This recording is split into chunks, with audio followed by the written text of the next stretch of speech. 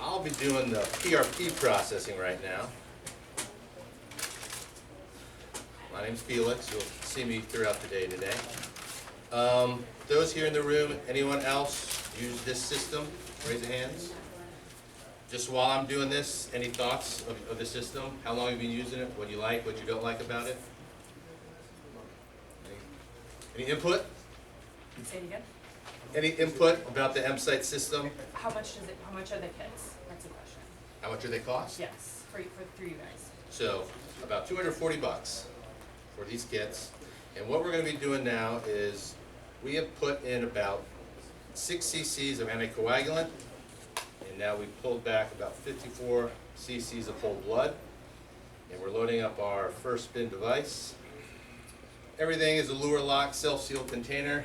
About halfway through, I do like to pull up on the plunger just to remove any air that was in the device. So now my air is up here, so I can fill the chamber all with the blood and not have any air block us. Is the anticoagulant in the kit? Anticoagulants in a kit. M-Site uses a sodium citrate anticoagulant, so it's a 20 ml vial. 60 mLs of blood. 54 cc's of blood, for 60 mLs total volume.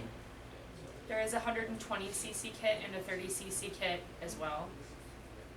Yep. And so what we like to do is when we have a full blood draw, we're generally going to be plus or minus 3 grams with a counterbalance, and that's kind of what we want to do, just to make sure that we don't have anything too off balance. So this was about 4 grams less than what we needed, so I'm going to put in a little bit more. Okay.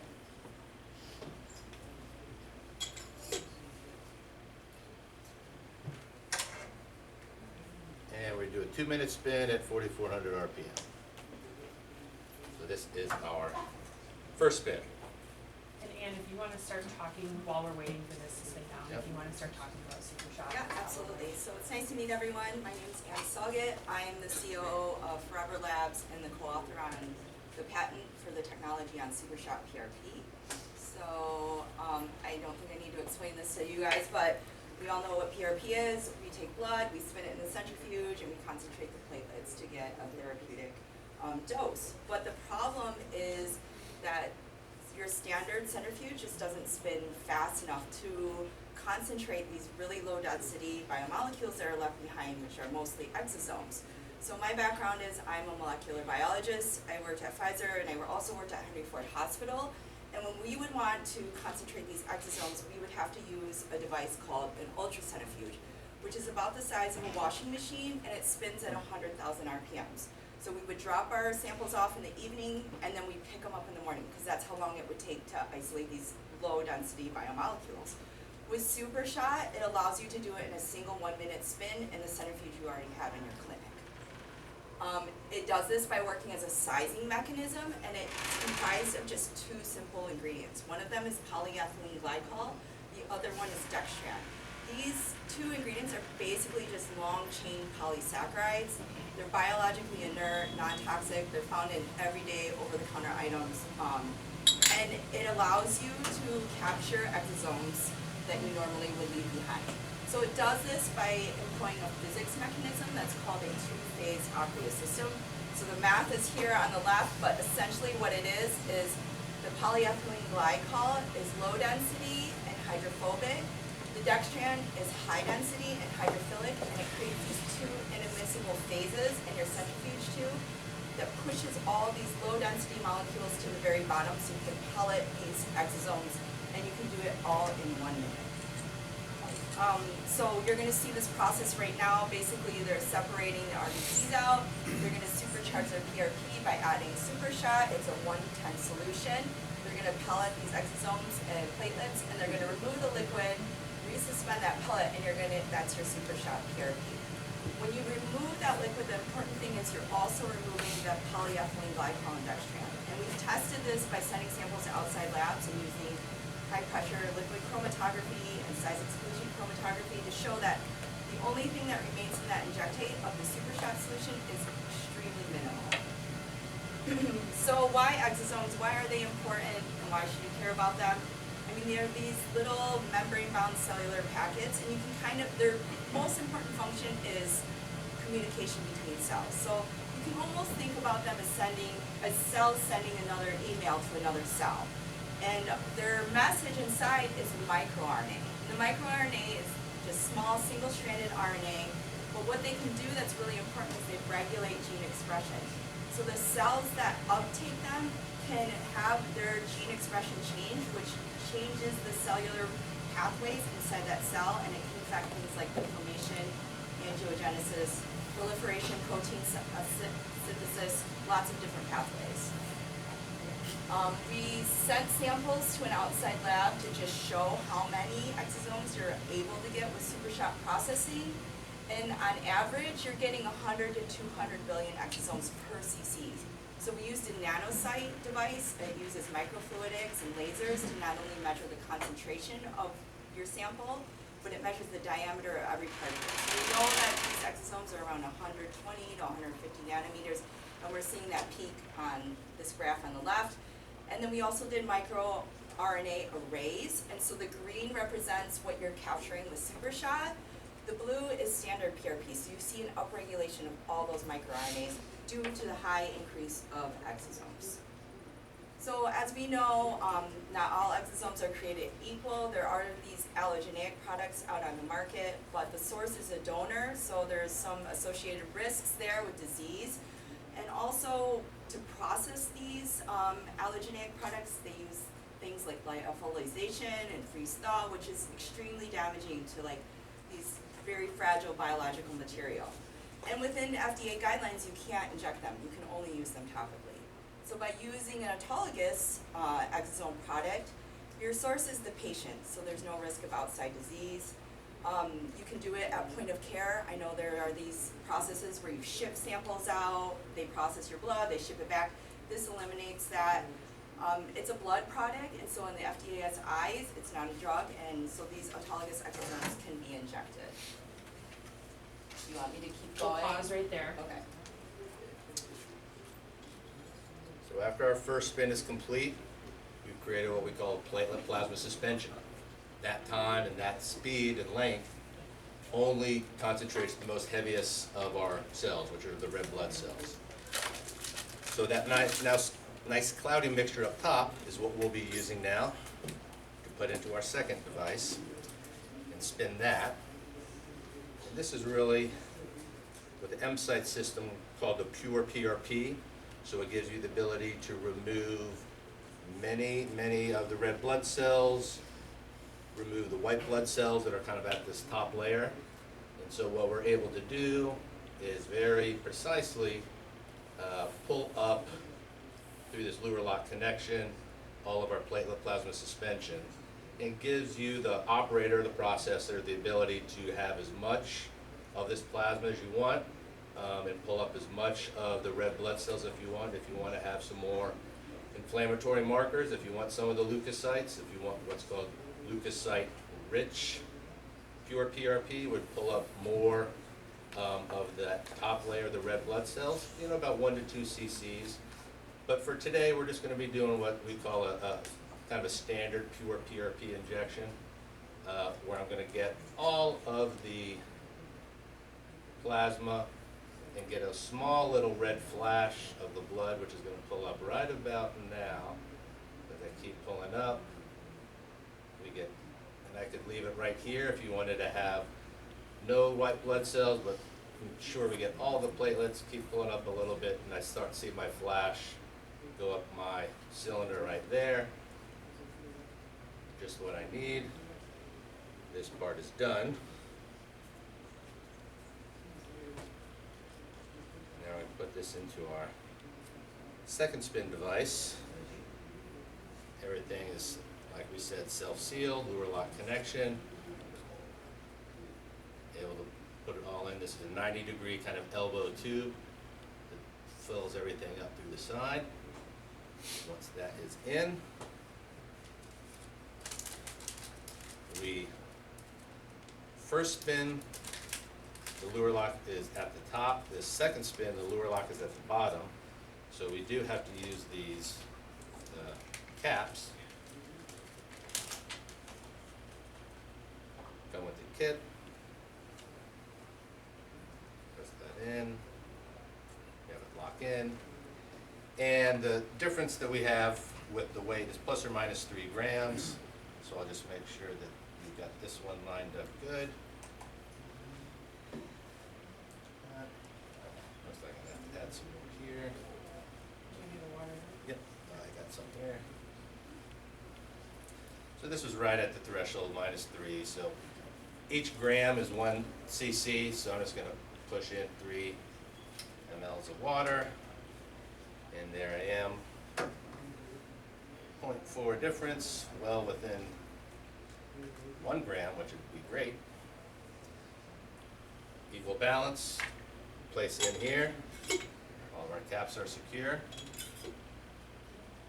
With this machine, the only thing we change is the time. 4 minutes, same speed, 4.4. Hit our start. Roll it in. All right, sounds good. So we did some comparative studies with our product versus these allogeneic products. We use that same device, the nanocyte device. And the green represents the number of exosomes we were able to capture. So the left is SuperShot processing, the right is allogeneic. And what you see is the allogeneic products is 0.6% of what you can capture with SuperShot. So another great thing is it's not only concentrating exosomes, you're also capturing A2M. So we did Western blot procedures, which you take proteins and add them to a gradient. It separates them by molecular weight, and then you use an antibody to detect your specific protein. In this case, it was A2M. The darker the band, the more protein you have. So what you see in the last 3 are SuperShot samples, and the first 3 are the A2M samples, and the SuperShot band is 140% bigger. We also tested these samples for exosomes, and we found that the SuperShot had 2 trillion more exosomes than those concentrated with the hemoconcentrating filter. So just to recap, SuperShotPRP is the only product that you can use to get autologous exosomes at point of care. It's a 1-minute spin versus an overnight spin. It uses that physics mechanism of a 2-phase aqueous system, and you're basically getting hundreds of billions, if not trillions, of exosomes per procedure. In addition to exosomes, you're also concentrating A2M, and you can apply SuperShot processing anywhere you're using standard PRP. And we like to say that SuperShotPRP is the most complete PRP on the market.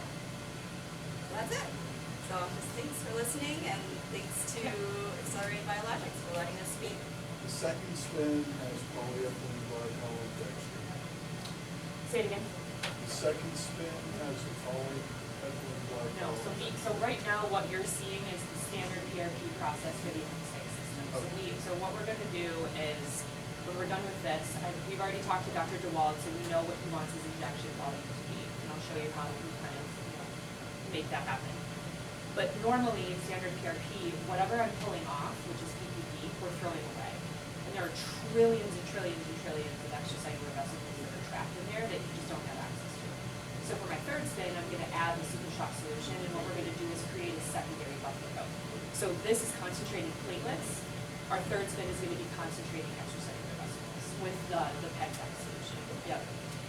And so, just to kind of add to what Ann was saying, I work with doctors all over the country from all different specialties.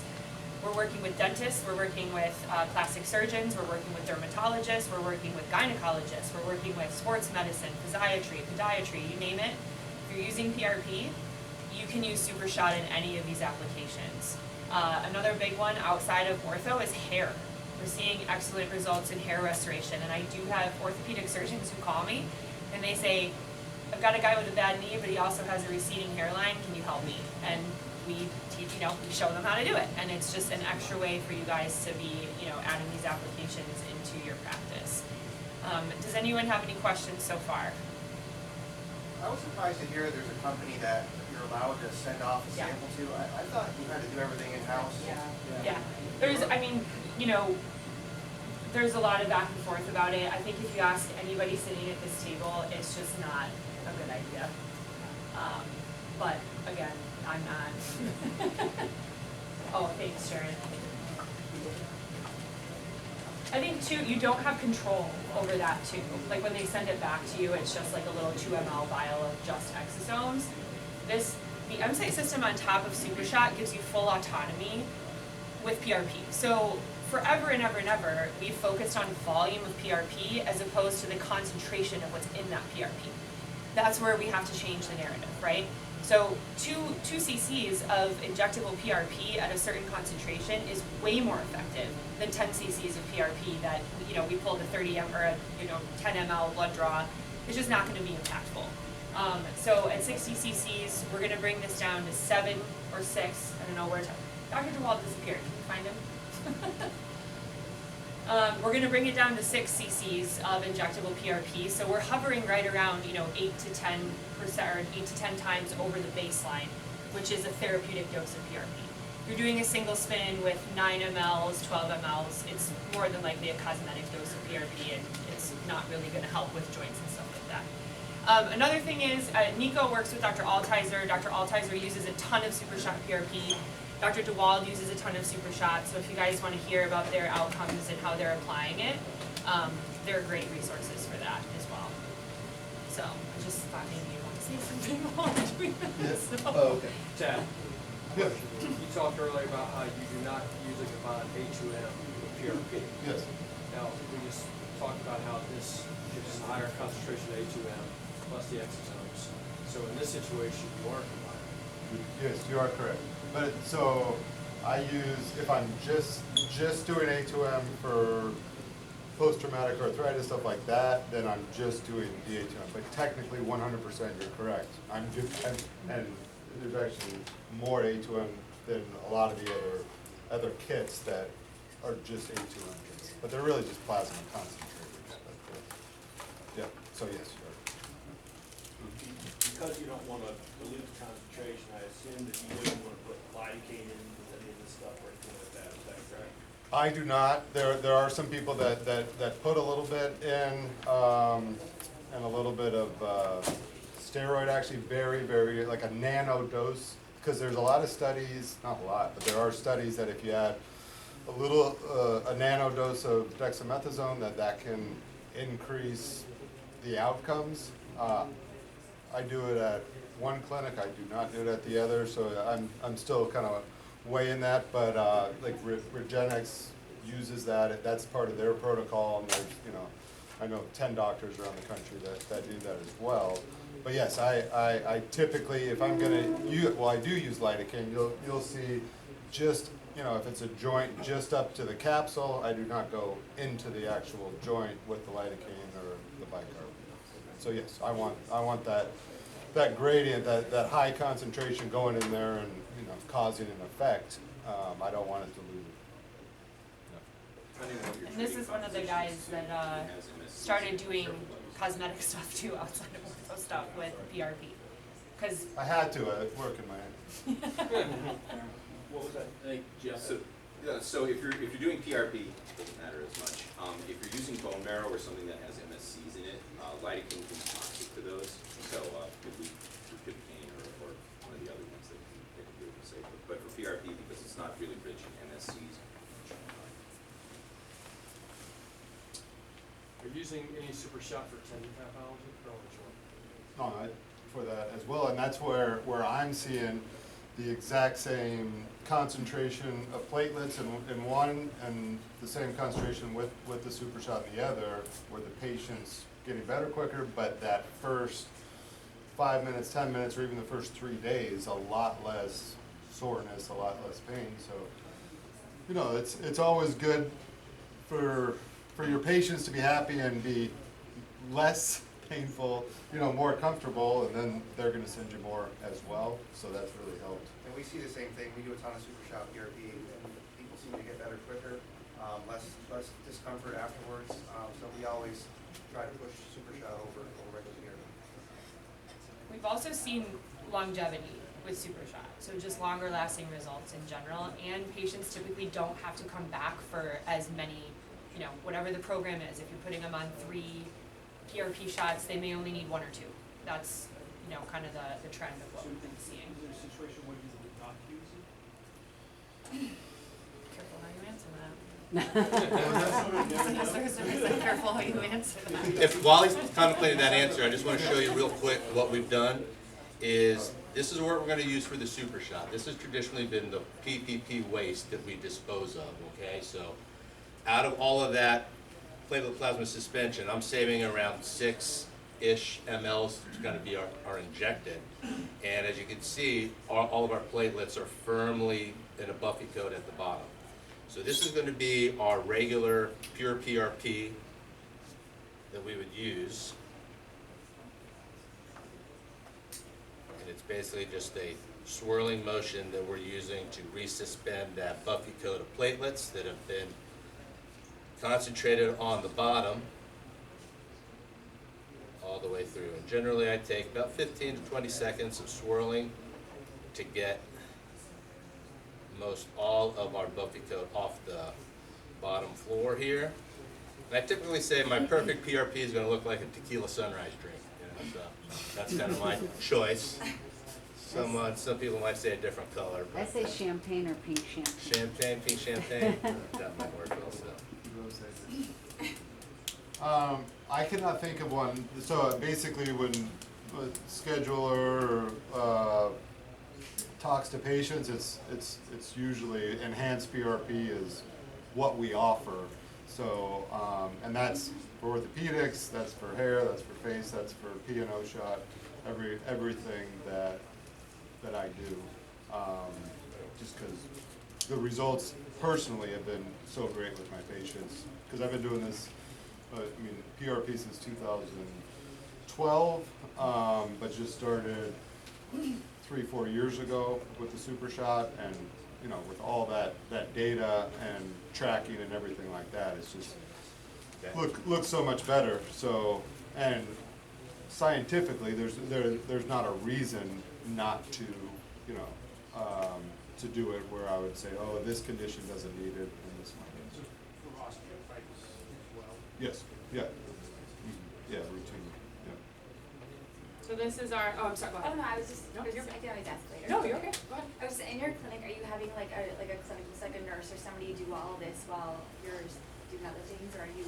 This is my clinic director right here. Hello, So in downtown in Miami, it's basically the two of us. Sometimes if we're real busy, we have another phlebotomist come by, another assistant. In the Connecticut clinic, there's 4 ATCs. So yes, they are doing all the processing. I always want to talk to the patient, let them know, but we've already had that discussion before. But still, say hello, and then come back 20, 30 minutes later, and then do the injection. Is there any real rebound pain or anything like that after a day or two with the super shot? Well, that's what I'm saying. There's less than I was used to with just straight PRP.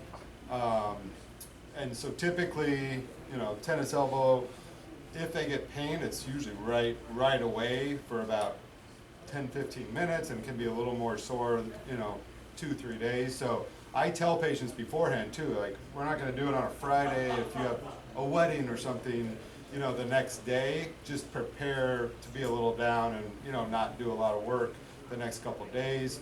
But usually, even at the worst flare-up, it's back to normal by the 3rd day.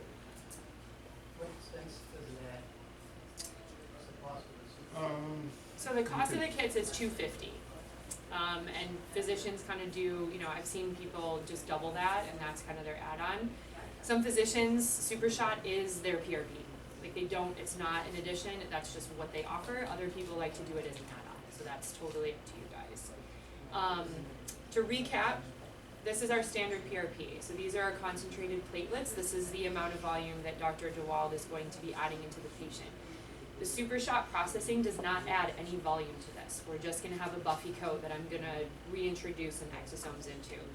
So SuperShot, this is it. This is the PEG deck solution. It comes clear. You just have to shake it really vigorously to get it milky white to reconstitute those two things. So we ended up with 25 cc's of PPP. SuperShot can concentrate up to 20. And like I mentioned before, we're gonna be over 1 trillion exosomes that we're adding back into this. So I've added 20 back into my column. So now Dr. DeWald, if he wants to do something with this PPP, great. If he wants to throw it away, great. But this is the only waste we have as opposed to all of this beforehand. So I've shaken my Super Shot. I know I have 20 cc's in there, so I'm going to draw up the whole 2 cc's.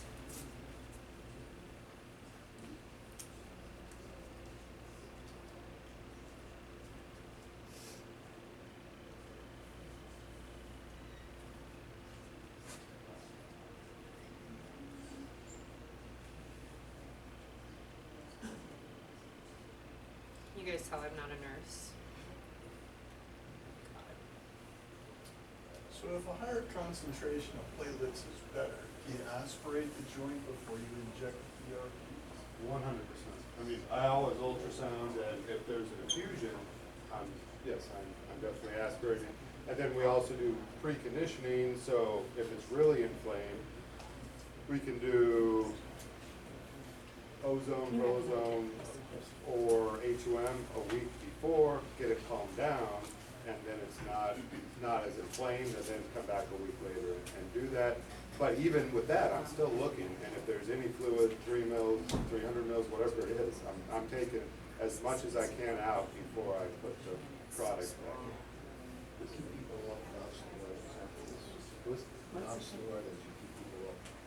Yes, so standard is 2 weeks. You know, matters beforehand how much if they're taking a really high dose or every day or whatnot. So that can be a week or even 3 days if they're just taking Advil randomly. But most of the literature is saying safely 2 weeks after that you can restart the anti-inflammatories. I was really strict, like my first 6 years, I wouldn't let them ice for 2 weeks too. I think that's a little extreme. At this stage now I let people ice, but definitely with any anti-inflammatory medication. That's what I'm saying. I used to do 1 week before and 2 weeks after, but now I kind of ask them how much they're taking. If they're on,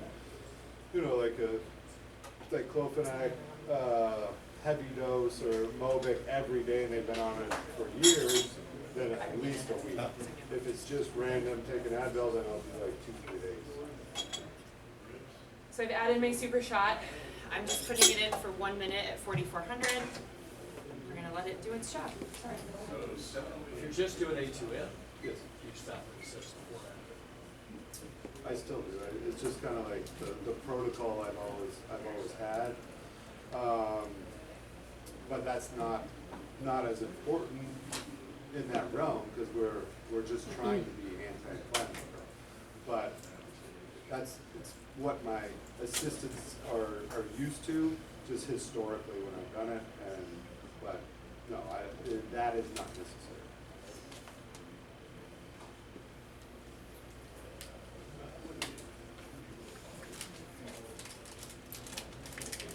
Have any of you that are in here ever used SuperShot? Yeah?